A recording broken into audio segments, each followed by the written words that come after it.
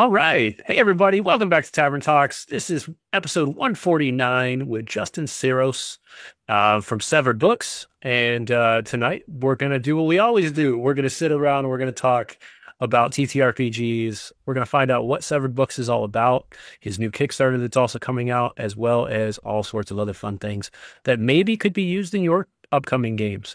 So before we start, always like to give this opportunity for you just to kind of tell us in a very quick moment before we dive into some questions, who you are and what is Severed Books.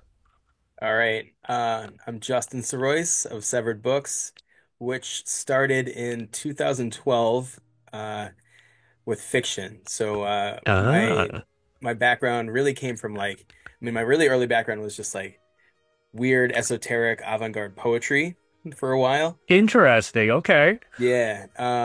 I did that for maybe 10 years. And I owned an indie publishing company called Narrow House, and I did recordings and books of poetry in Baltimore and New York and DC for like literally a decade, and then got into writing fiction for a few years. And then when I published a few novels, but the third one that I did was self-published, and I did it under the Severed Books kind of like label name, Okay.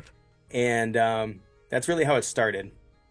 And then a few years after that, I got into creating tabletop games, and that quickly took over my entire life, my entire creative Space. endeavor, as it Yeah. does. So that I think that would have been like 2016 is when I made the switch from fiction to games. Awesome. Um, Never looked back. Yeah. I mean, once you go into gaming, it's a little hard to dive back into the normal world, right? Like, Yeah. there's so much that happens outside of just writing with gaming because you've got all the extra pieces that go to it. Yep. Um, That's crazy. So your your adventure really didn't start in TTRPGs, which is always a cool thing to hear because it gives you a different perspective from what everybody else is dealing with. Um, what was your so I like to ask all my guests three questions to start off, kind of just get us to start spinning those wheels before we dive down any rabbit holes that seem to pop up very often. And the first one I like to do is when did you actually get into TTRPGs and what was your first TTRPG? Oh man, that's funny. So um, I guess to like go further back, like I'd always been into like console and computer Hmm. role-playing games. Um, and I grew up in like rural New Hampshire. And Okay. I think like even if I had a gaming person or group to game with, I don't know if it actually would have happened because we were like pretty remote. I don't know Yeah, I if it got you. would have worked. Um, but I was always really curious about it, Okay. like the mechanics of it and just like how do you write an adventure? Um, so my very first like real game was with this is gonna be like really strange. So it was with Zeb Cook, second edition Zeb Cook, and Ken Bowman, who published Maze of the Blue Medusa Oh, by nice. Patrick Stewart and Zach Smith.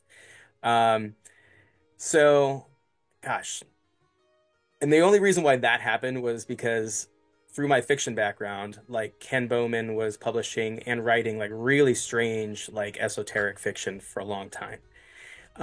And then I don't know how he hooked up with Patrick and Zach, but he ended up publishing Maze of the Blue Medusa, which I knew nothing about at the time. Um, I had done one Kickstarter for like my very first Kickstarter was Dungeon Dealer, and it was just like a simple maze drawing deck thing.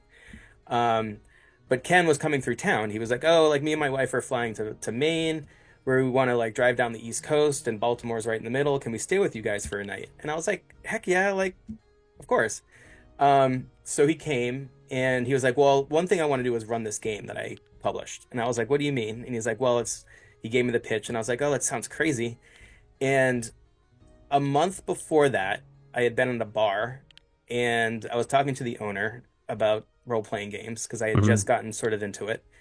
And he he was like, "Oh, you know who's at the bar? And I was like, no. He's like, oh, Zeb Cook. And I barely understood what that meant.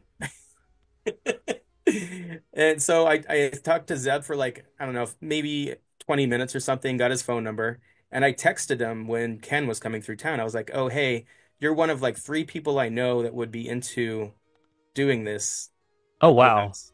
Yeah. And he came and we all played together with my buddy Jimmy. We played Blues and Maze of the Blue Medusa for a little bit. But that was like my very first, I wouldn't say very first because I had played like one or two like pickup games of D&D before. Um, but that was my first like meaningful OSR experience that, Got you. yeah, unforgettable. Oh yeah.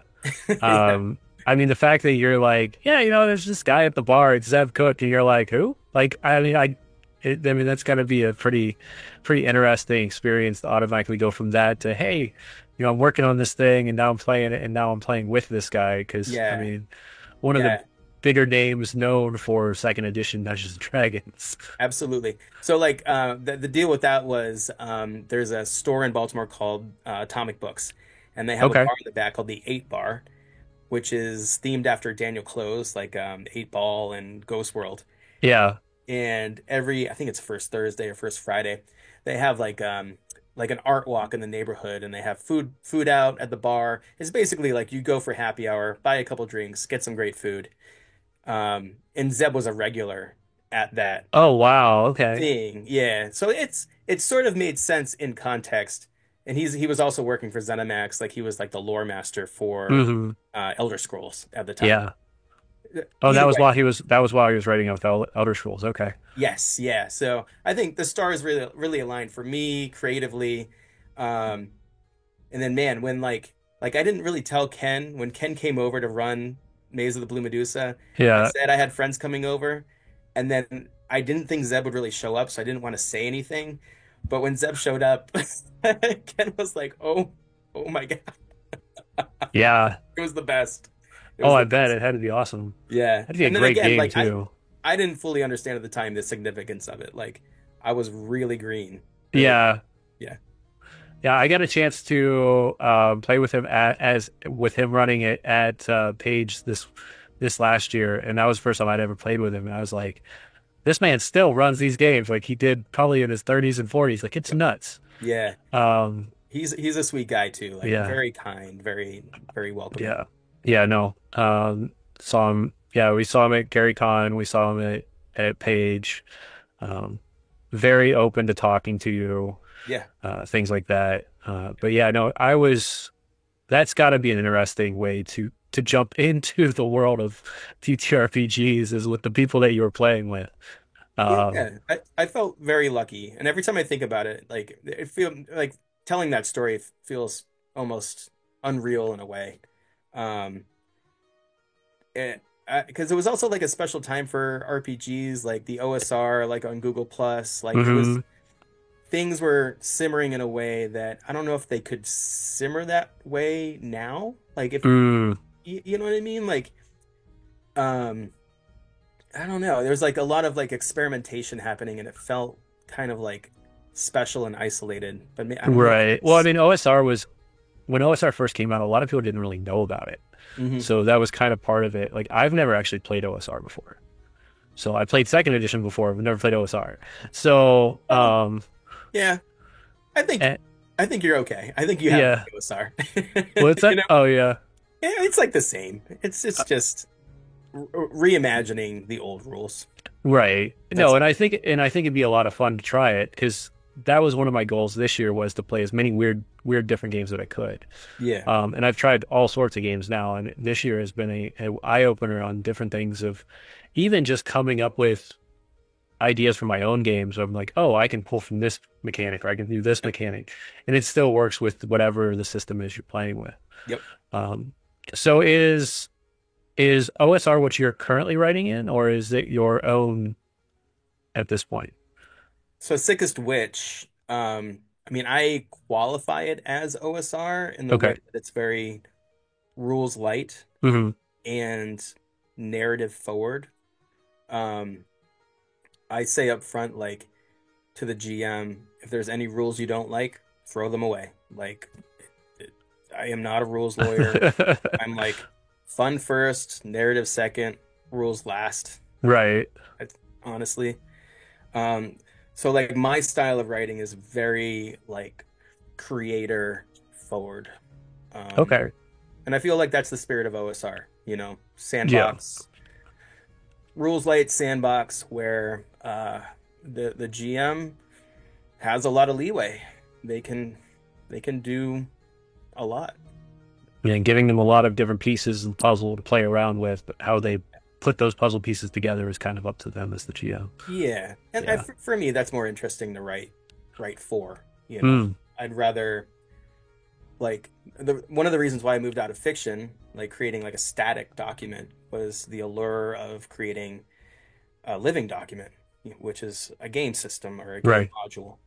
And I there's different types of GMs, and I would rather write for the GM that um, likes to homebrew, likes to create their own stuff, is doodling all the time. Like that's the GM I want to create for. Right. I mean, that works wonders. So is that the only system that you're currently running or writing in? Yeah, now like so I guess to back up some, Sure. I wrote a few modules for Morkborg, and which I love, like I think Sick of Switch is definitely inspired by Morkborg. And then one um adventure for Mothership called Sister. Okay. Um so I guess like it's kind of weird to say because like I didn't really decide to create Sick of Switch until like 6 or 7 months ago, and I never thought that I was going to create a system. I thought I would just be happy writing for other people's systems. But then like I got back from Page and I got back from PAX Unplugged and I got like really great feedback about Sick of Switch, the module for Mork Borg. It's called Hayride. Hmm. Um, my buddy Brendan, he ran it at Page, and we all sat down and I got to play it for the first time in a while, and it was a riot, man. It was just like it wasn't just fun. It was like morally and ethically difficult in ways Ooh, that a okay. lot of games aren't. Um, so I was like, screw it, I'm just gonna write my own system, and I think it's time. Like I've been doing this for long enough. Like I'm gonna do it. So. Yeah. Yeah, to answer your question, all my eggs are in this basket. It's going to be Sick of Switch for as long as people will tolerate my bullshit. So Awesome. yeah, Hey, I mean, that's the way to do it, right? Just dive face first in, and hopefully, you don't hit the bottom too yeah, fast. yeah. So one of the things I like to do then is this is a question, and I think this is going to be a really interesting question for you because of how you joined TTRPGs in general, is, and I think you might have actually answered it, which is what exactly caught your attention with TTRPGs? Specifically, a lot of people when they start playing, they okay, this was fun. I'll play it every once in a while. But then there's people like you and I who this no longer is just fun; it is now a part of our lives. hmm What was that shift to you? Where like what caught your attention so much that you're like, no, I want to make this change. I want to do this thing. I want to do this more often. I think it was a combination of things. So, um, this is both negative and positive. So, like coming from the fiction background, I worked on a project for 4 or 5 years that was optioned for TV for a while, and I worked so damn hard on that thing. Like I wrote the full season outline, the show Bible, the pilot, the lookbook, all on Oh wow. spec. Like I didn't get paid at all, and I was making money from the novels, but not from the screen work. And it was like this kind of grueling process with a lot of highs and lows. Yeah. And at the end of the day, after 4 years of being like under contract with the producer, I was at a real like low point. I was like, man, like I'm not having any fun creating Mm, this shit. So, so at the same time, I was writing this like monthly column for a city paper called Gamers Grammar, and it was sort of like a high level macro essay column about video games. And I was dumping like thousands of hours into Dark Souls and Red Dead Redemption, Oh, okay. you Yeah. know, and I sort of had this like epiphany, like, and my first son was born. Like, I remember sitting on the couch, like playing Dark Souls 3 or 2 or whatever, and thinking, like, I'm just not going to have the time anymore Mm, to recreationally play these silly games. What do I want to do? Like, I don't really, I'm not motivated to write fiction or do screenwriting. I need a shift. And luckily, that's when Ken Bowman came through town. And that's when I started getting into board games. Like Kingdom Death had just come out. okay. I or it had come out a few years before that. I got a copy and I was like, holy crap, like that just completely blew my mind. Like this is possible? Like this is a thing? This is an industry? So I think Kingdom it was Kingdom Death and Ken happening around the same time. And then that fallout with the screenwriting. I was like, you know what? I'm just gonna see if I can create something in this space. Um, and then that first Kickstarter, like I did that, and that was like the map making dungeon dealer deck. Hmm. And thinking back, like I did that with very little RPG experience.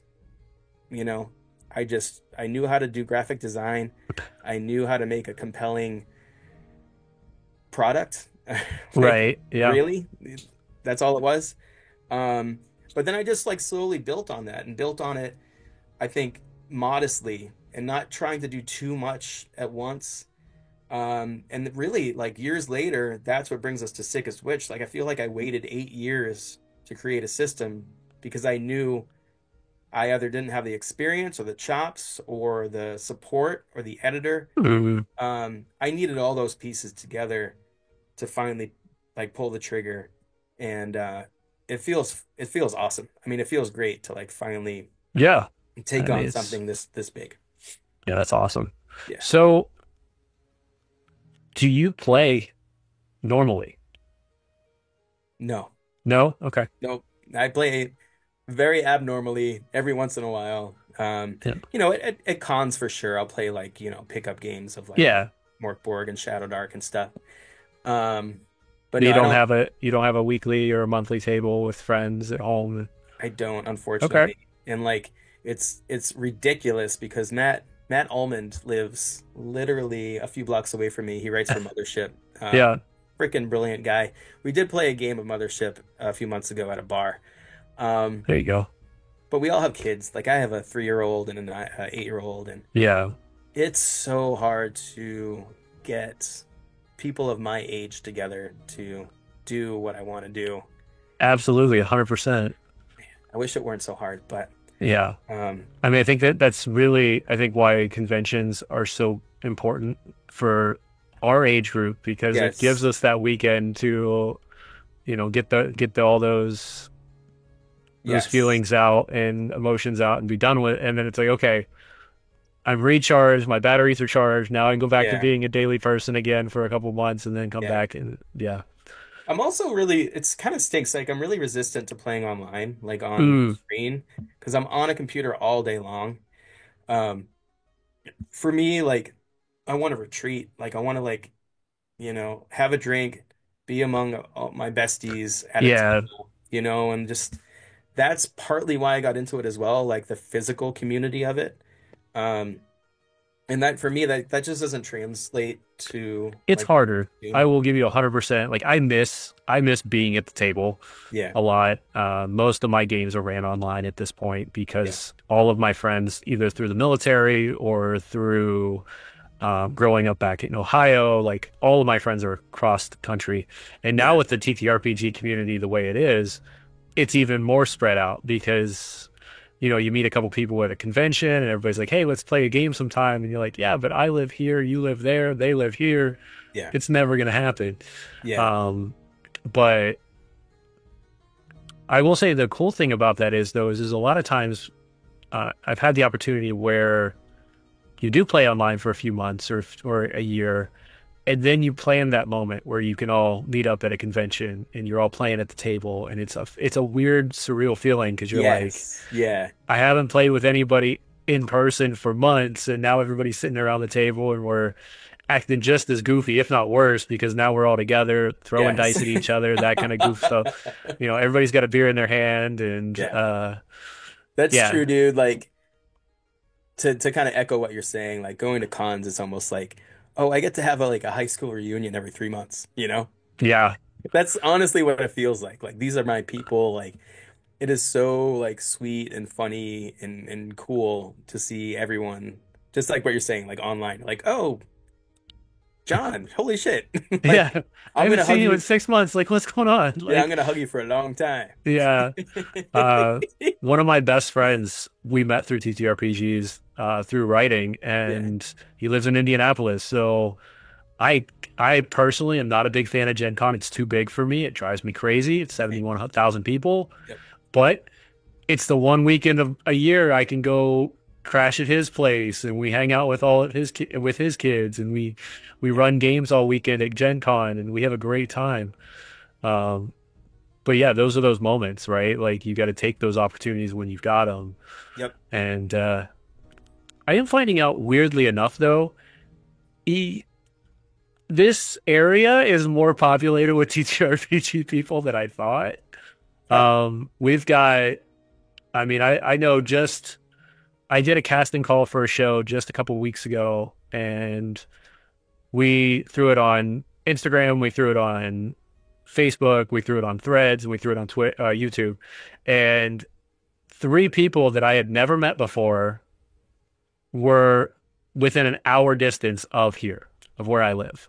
Yeah, And I was like, you're wow, that's right. crazy. You're right. I think like I'm gonna say like the DMV. Is that what you like? You're Yeah. Well, I'm yeah. south of that, but yeah. Okay. Yeah. So I'm Yeah. Virginia Beach area. Oh, So yeah. I got a good friend down there. That's what I'm saying. Like, Yeah.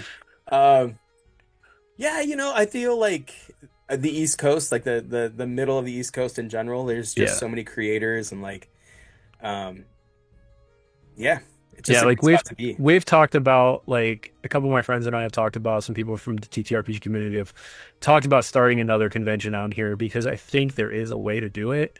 Yeah. This area is so populated with anime conventions, comic conventions, sci-fi conventions all over the place on the East Coast. Yeah. But there's not really a TTRPG convention other than Page Now and PAX Unplugged. And Right. still they're a little too far north in my opinion. Um, Something in like DC, Virginia, North Carolina area, I think would do huge because of the fact that there's that populace growing in this Hmm. area. Absolutely. So who knows? Maybe we'll have a Misfits convention one day. It'll be great. Yes. Yes. The amount of guests I've gotten on here, at least I have some connections. We'll give it that. um, so I'm curious now. So you say you don't really have a gaming table or a group that you're playing with. Hmm. You're writing all these stories. Where are you getting the inspiration from right now? Gosh. I think like Maybe there's somebody that's new that's coming into the industry, or maybe somebody who has thought, man, I'd like to write. Like, what would you give them as like inspiration to do so? yeah, like I draw. I mean, Dave Eggers is like a Rob. I'm sorry, not Dave Eggers. He's a writer. Robert Eggers, like The Witch and Nosferatu. Um, Mm. I feel like Sickest Witch is like heavily influenced by him. Um, I like also like for me, just like personally, I prefer like low fantasy, um, very relatable narratives. Mm. Where like I'm not gonna muck up my stories with something that's gonna take you out of the the personalization of it. So like Oh, okay. you know what I mean? Like, and I'm just talking for myself. So like Right. this is what I prefer, and I'm not dogging like high fantasy, but like for me, when you encounter a dragon, there it sort of teleports you out of not realism, but for what I am trying to do, like I'm trying to keep it as like grounded and personal and gritty and dirty as I can. And Right. those are the narratives that I care about. So I feel like I'm trying to write like people first Okay. and emotion first Hmm. and then spectacle later. Okay. You know, I feel like a lot of times with fantasy, the spectacle maybe gets in the way of Mm, the emotion and of the anchor. right. Um, and that's I'm really trying to like rein it in for what I'm trying to create and have it be very like highly personal. Um, like honestly, like the witches in these stories, they're oppressed, they've been abused all their lives, they're peasants, Hmm. and they have this opportunity to turn it around, and they're going all in. And it might be dangerous, it might be fucked up. Can I swear? Can I swear on Yeah, you this? can swear. Yeah, this. Yeah, Okay. 18 plus. Okay. It might be fucked up and Yeah. gross. You could have even had a beer if you wanted to on this. But I have a Colt 45 right You're here. good, man. No worries.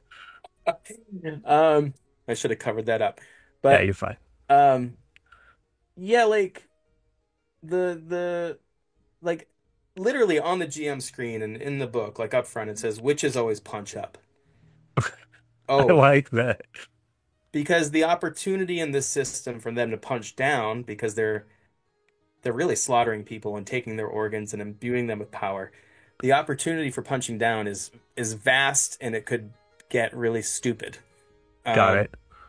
so what I care about is these witches who have been oppressed all their lives and they finally have an opportunity to flip the script on their oppressors and they're owning it. Like the term sickest witch is derogatory, but they're kind of like, you know what? You can call us that. Like that's what we are now. Like Right. fuck you. Uh, that's what the story is about. Got it. Okay. So, like for me to answer your question, like write about what you care about. Like I deeply care about um, rebellion. I deeply care about upending systems. Mhm. I deeply care about narratives where maybe for a few hours you get to fantasize or believe that you're doing that as well, and maybe that carries over into your real life. Like Yeah. that's what I care about. So, like look at all the games that you play, understand why you enjoy them, and if you can boil it down to what you deeply, deeply care about, then maybe you can create something that is super personal and awesome, and that'll translate to your audience. That's awesome. No, I love that. That's great. Um, and it's nifty too. What are some of the different mechanics in Sicket Switch that you wouldn't see in another system? Okay. Yeah, so the main one, the magic system is really like The the core. yeah. So like first off, there's a shared pool of magic points. So Okay.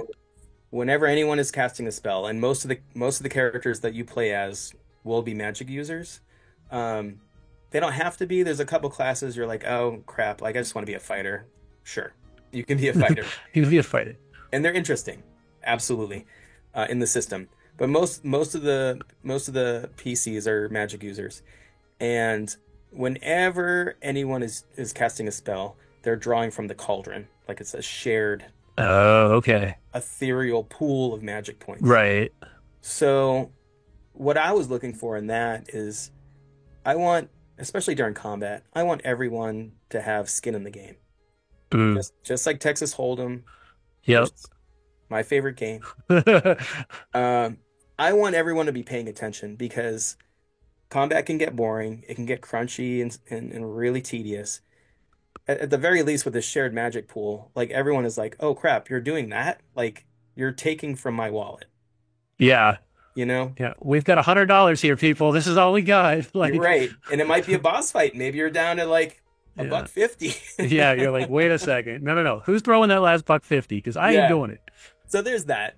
I like Um, that. but that feels minor compared to how you gain the magic, which is um In order to create your spells, you need pieces of people. Mm, So you kill a bad guy. Once they're dead, they can be dead for an hour. After an hour, the part spoils, so you have to mhm. harvest a heart or a hand or an eyeball, and then take stained salt, which is the special material, and imbue that part with magic power. Okay.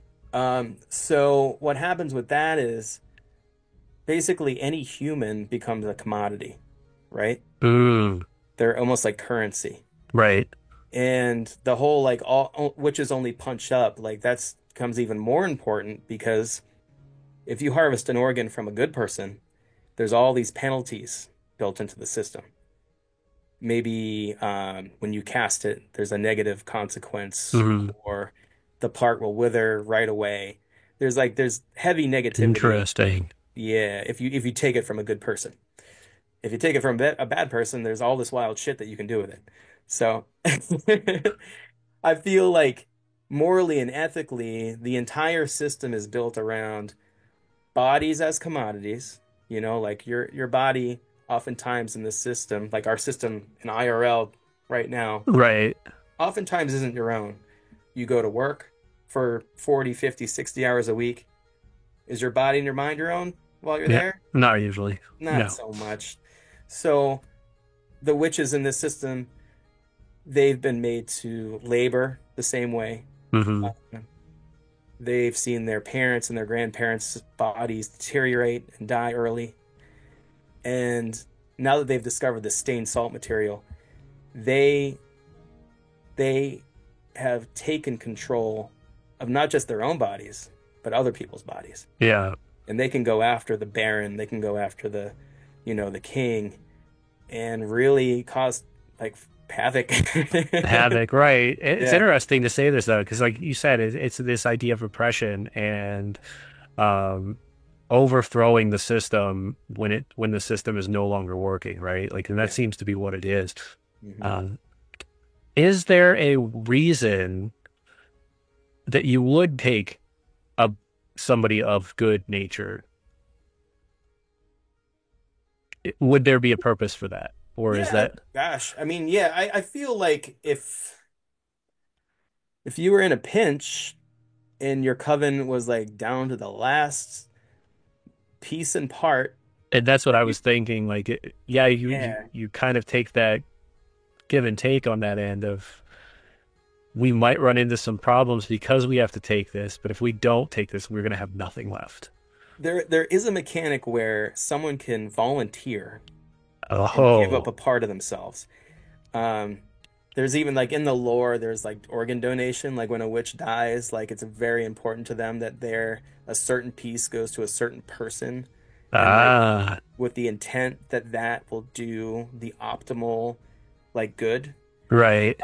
So yeah, like I feel like there's probably thousands of scenarios that I haven't thought about that you just mentioned that will occur, and that's for me, that's magic, dude. That like, Yeah, that's cool. yeah, because man, like I love mechanics that make you think about morals. I mean, like, Yeah. where else does character come from? Mhm. Like, Yeah, I think man, I mean, and it's funny because like this is a concept that I really like to play with in any of my games. mhm. And if a mechanic is built with morals on top of it, it makes it even more fun because then there's an actual mechanical interest or difficulty that changes to Yeah, it. Um, yeah. That's where the playtesting got interesting. My buddy, um, Cassidy, she was running it in Chicago, and she was so jazzed. She wrote the coven name on her wall, invited her friends over, of course and she like did. trusted gamer friends that like content creators. Oh, yeah, I know Cassidy. So Yeah, yeah, yeah. yeah, she's awesome, and I feel like she had different expectations than what the group steered it to. Like they basically Mm, murder hoboed the yeah. the game. And her feedback was great. Like I was like, oh shit, like I'm gonna make it very overt that there's negative consequences if you do the murder hobo sickest witch avenue. Because that's for me, that's not interesting at all. No, it's not. No, it's that sucks. And I feel like a lot of people would leave the table feeling terrible. Like, Yeah, either frankly. terrible or they've lost interest at that point and they're just doing it just to do it. Yeah, that's not cool. Um, yeah, Um, so yeah, like the whole like witches only punch up, like that is like it's on like on the GM screen. That's the first thing you see, like on like as a header, and I just have to stress that like it's not meant for people to be slaughtering yeah, Joe Schmo at the fish market. Like leave that yeah. Like, what did Joe do? Joe's guy. working his 9 to 5 as well. Come on, No, leave he's Joe alone. scaling mackerel all day. Gosh. Yeah, that's great though, because like I said, and it's definitely one of those comments where I think we lose that in a lot of games nowadays with Mm, this moral portion of it. Um, like I bleed morality even into like my D&D high fantasy games, and yeah. my goal at any table is if I can get you to jump out of your chair or cry, I have done my job for the day. Like it is such a good experience in my opinion.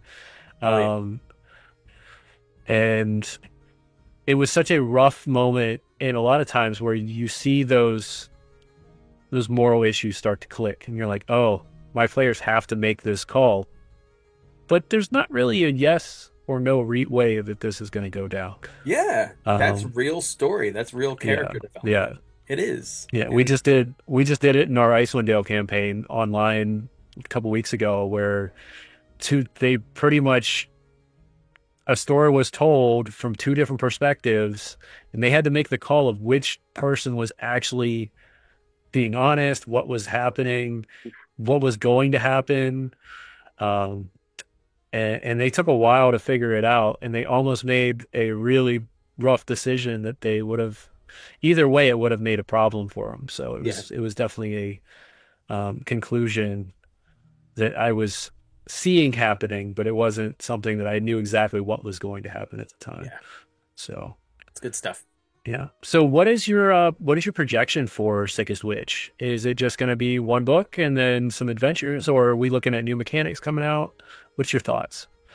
Yeah, so like right now, I got the core book, which has an intro adventure, and then Blood Property is already pretty much done, so that's another zine adventure. Okay. I'm going to convert Hayride from Morkborg to Sickest Witch, so that'll be like with some embellishments.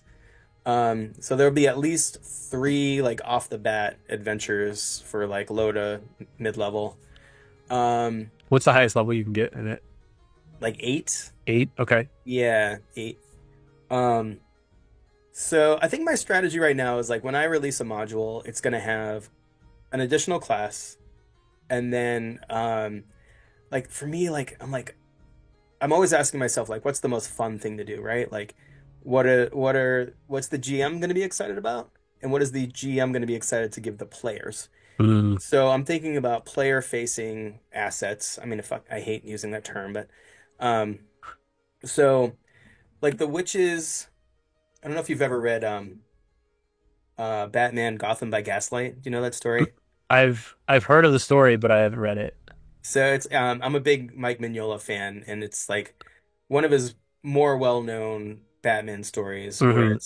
he takes on Jack the Ripper, and Oh, okay. he doesn't have all the fancy like grappling hooks with pneumatics and shit. He just has this cool utility belt with a bunch of daggers in it. I mean, it looks tough, Yeah. like these big pouches. And that has always stuck in my head. So in Sickest Witch, utility belts are a huge deal. So they have these big packs, and they sever the hands and the eyeballs and the hearts, and they salt them with the stained salt, and they pack them in these pouches, right? Okay. Um, so with every module, I'm trying to plan a cool new small item that is a permanent part of your utility belt that Ah. you attach to your character sheet. So, like in this is a spoiler, but in Blood Property, you go to this location and you find stained salt hooks, like these like large hooks that you've Oh, never seen before. yeah. And the witches are like, oh, like stain salt is our shit. Like we're supposed to be, it's proprietary. Like what's going on here? But they take them and they learn to use them, and they have all these like weird bonuses and stuff. But it becomes a permanent part of your utility belt. Oh, okay. You know, like so like both visually, like I'm trying to create like, the character sheet, and then, hanging off the side maybe would be that hook, and then another thing, maybe another module comes out and you get a shoulder strap. They're trying to like build out like a Oh, cool, neat. yeah, like a cool visual, not too Yeah, much. yeah, Um, maybe like a card deck that can be attached to the belt. yeah. So I don't know if I remember your exact question, but um, definitely building out the entire world, and there'll be like a loose story arc, like the witches are like overcoming a specific like larger thing that they're trying to Hmm. overthrow. Um, but since my style is so sandbox, like I can't write like it can't be railroaded. Like Right. Yeah, yeah, it's not a Hasbro Wizard of the yeah. Coast thing. So I'm trying to be sensitive to that. Like I'm It's just almost like kind of location based, I guess. So like you put somebody in a yeah, location, you're like, these are the things that could be happening in this location, and then yeah, moving to a new location. yeah. Um, is this a is this a world that is known, or is this your own entire world based off of? That's a good question. So like um it's the world that I made, but in 2018 with Beneath the Inverted Church. Okay. So yeah, so like I'm in a kind of a weird, not a pickle, but like, so Beneath the Inverted Church came out, and it has the witches from Sickest Witch in it. They were basically like the cool NPCs that I cared more about than the actual game. So, and they're a big part of it. But like, they were always like on my mind. I was like, man, I want to write more about them. So, there's a lot of lore, and Mm. the overworld map is actually from that original book. So, and I don't want to say it's like a multiverse. That's the last thing I want. Uh, It's the last thing I want. but, like Beneath the Inverted Church is a happens 8 years after Sickest Witch Hayride from Okay. Borg. So it is all the same story. It's all the same lore, and the stained salt is in there, and there's Hmm. all this common stuff. Um, but yeah, it's my own world, and I'm excited to just do whatever I want with it with Hey, ease. yeah, why not, right? Yeah, Like at this point, it's no longer just a little pocket here. I mean, this is your entire world, your entire system. So yeah, you have full authority anywhere at this yeah. point. So, um, Sickest Witch sounds awesome though. Like I said, somebody who doesn't get a chance to play a lot of those types of games, it'd be an interesting spin to try that compared to, high fantasy or even low fantasy games like that. But Yeah. I'd be curious to see what the magic looks like how that works and what the morality of it connects to. And like I said, how you can write that into an actual very strong personal story rather than something that's very much more like you said, where the I forget the exact word you use, but like the large scale things are not really taking over the small scale. Hmm. Like you don't have a dragon that's going to just pop out of nowhere, or if he does, he's going to eat everybody and it's game over. Like really, it's um, and I Yeah. think that to me gives you that feeling of realism a little bit more than you would at like a high fantasy game, like Forgotten Realms or D&D, those types of things. Yeah. And for a lot of players, that's going to be very personable and very exciting for those players to play in. So I'm looking forward to it. Looking forward to seeing how it goes. Thank you, man. So yeah, Yeah. well, if you ever need a game master to run some, I'm always up to playing new games. So Absolutely. I'm Yeah. always down to play new You games. going to Page next year?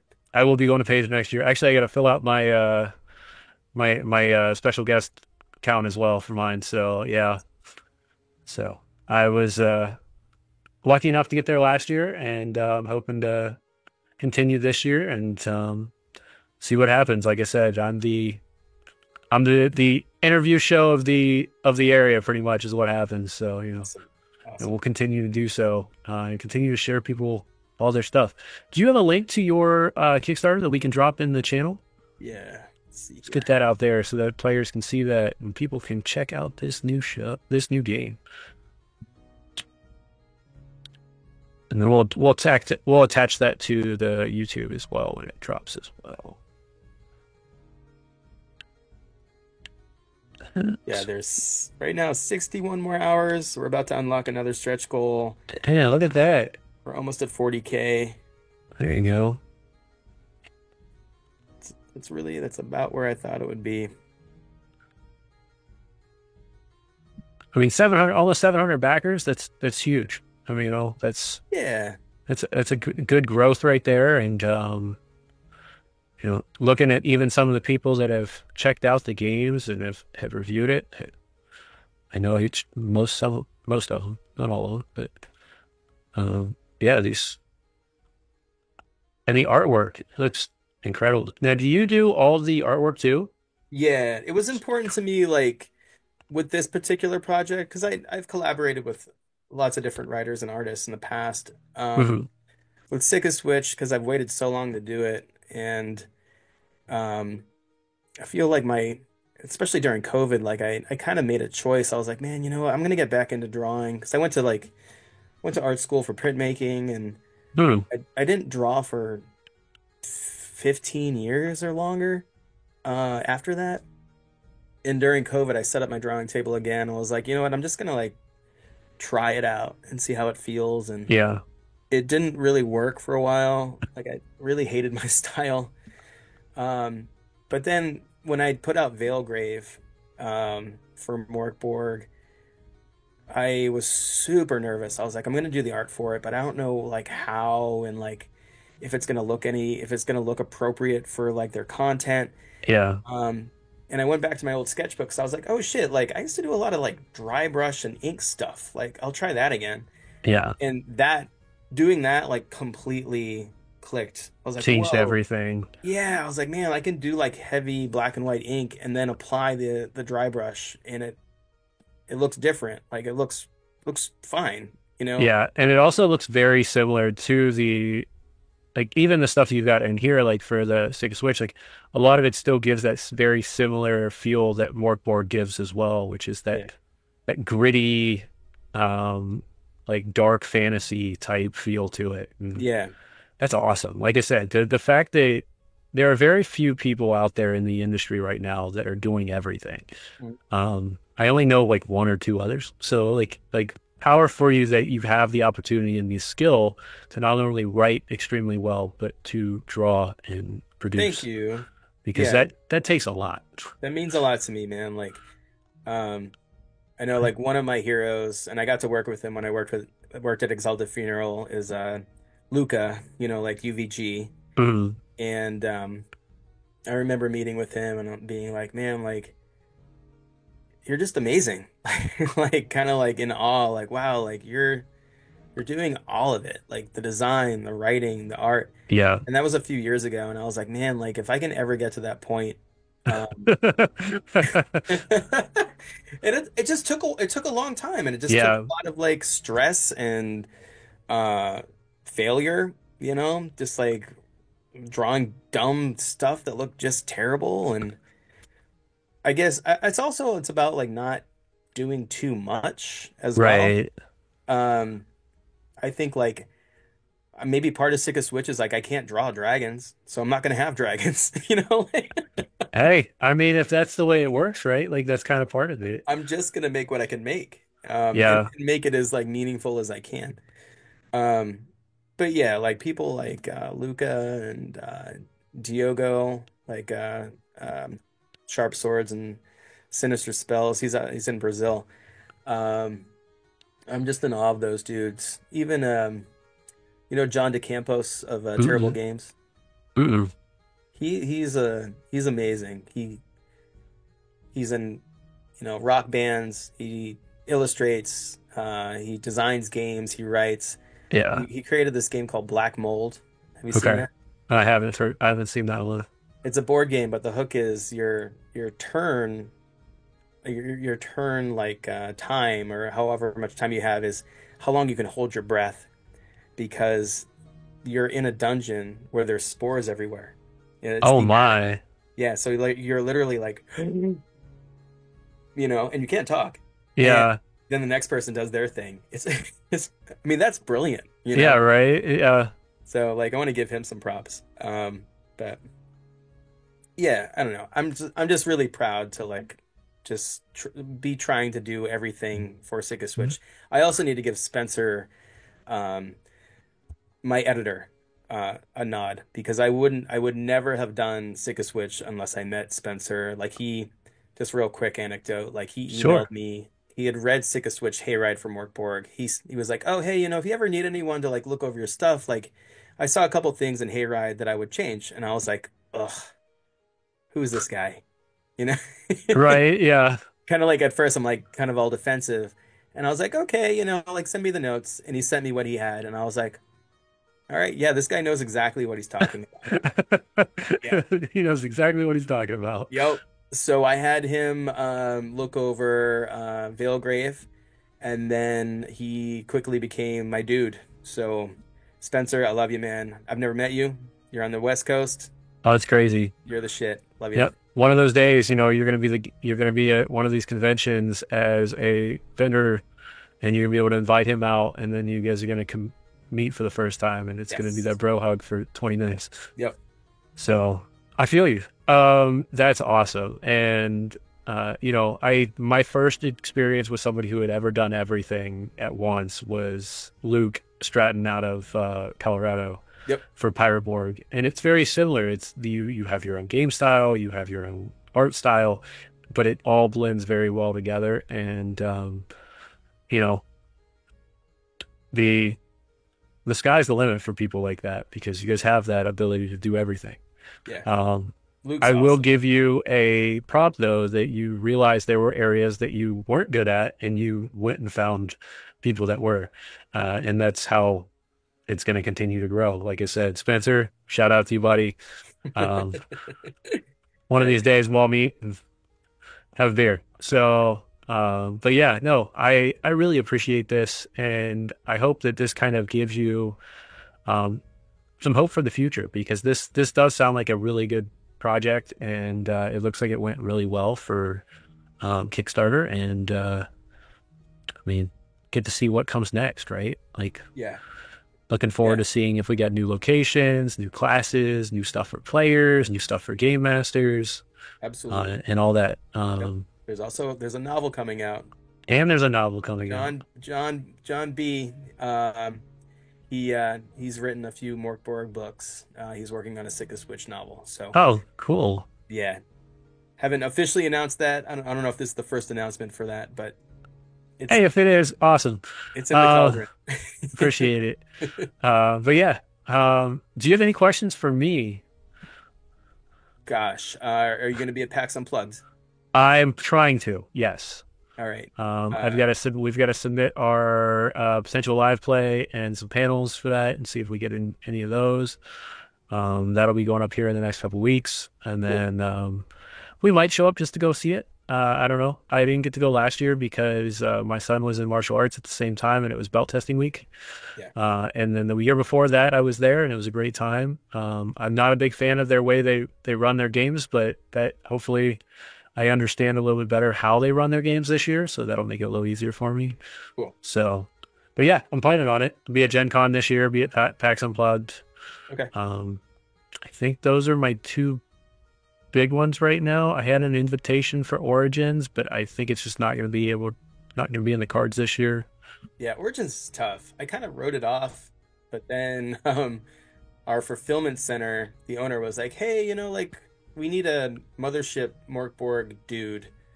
Do you want to do that for us? Like be part of the booth and then have your stuff there?" And I was like, "I can't say no. I mean, that's amazing." So Yeah. we'll be there. It'll be like Tuesday night games, Stockholm Cartel, and me and maybe another publisher under the Flying Cloud label. Flying Oh, Cloud nice. Fulfillment Center. Yeah. Um, Otherwise, I don't think I mean, I did Origins once, and it was actually with Luke and Tyler of Pirate Borg. Oh, nice. We had a blast. Oh my God. Yeah, I was supposed to go out with Weather Dragon, Yeah, Mike from the Weather Dragon. I was supposed to go out with him, yeah, but it just looks like it. I don't think I'm gonna have enough time off from work to be able to do this. I've got a big trip coming up in October, yeah, and then got to also have Gen Con and potentially a PAX Unplugged. The PAX Unplugged, I'll probably just do a drive up Friday and then come back Sunday type thing. So I yeah. won't have to take too much leave off for that one. I'm Um, gonna run the restroom real quick. I don't want to leave you hanging, but well, we're about to close down. Actually, it's just at 10 o'clock. So okay. yeah, let's wrap you up so you can get to the restroom and we can close down for the night. Um, any last words from you? Um, if you have any questions, just hit me up at severedbooks@gmail.com. Um, I'm always available. And like things are tough right now with tariffs and the markets and whatever. Don't let that discourage you from making exactly what you want to make. You're a creative person. Speaking personally, like if I didn't have what I have right now, like with art and writing, I would be in deep trouble. Yeah. So, you know what I mean? Like Oh yeah. I would be Yeah. lost. Yeah. And I feel like you got to find that way to, you got to find that beacon of light in Yes. everything right now. Don't let Um, anyone dissuade you. Don't let anyone say negative shit to you. Just do it. That's my advice. Because Perfect. It's a yeah, great way to end the show tonight. yes. Go check out Justin's Severed Books. Go check out the Sickest Witch over on Kickstarter. Tomorrow we've got Beaker Builds again as he's going to continue to work on Gunpla model kits. I'm also going to be over on Forge of Lore with some friends over there for Investigation Check, where I'll be talking about the Misfits and all that fun stuff. And then keep an eye out for the new shows coming out. We've got Lord of the Rings kicking off here in the next couple of weeks. Super excited about telling that story in Moria. And next week, we've got our big special guest for 150 as we have Taryn and Aaron from over at D3 at Sea. So we're going to find out what it happens over there at a cruise line where you get to play tabletop the entire week. So yeah, it's going to be a lot of fun. Hey, everybody, raise your glasses high. This is Last Call. This is Tavern Talks. We'll see you guys all next week. Have a good night.